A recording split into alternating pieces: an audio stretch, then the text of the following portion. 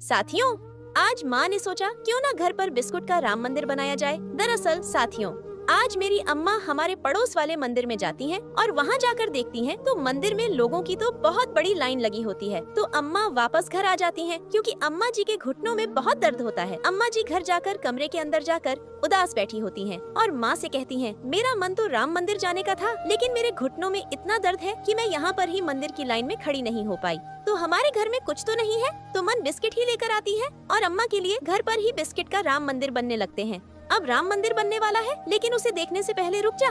बच्चे, मुझे पता है तेरे घर में बहुत परेशानियां हैं। अगर तू इन परेशानियों को खत्म करवाना चाहता है, इस वीडियो को लाइक करके चैनल को सब्सक्राइब कर ले और कमेंट बॉक्स में अपना नाम लिख दे। तो लास्ट में तो माँ ने बहुत सुंदर राम मंदिर बना दिया।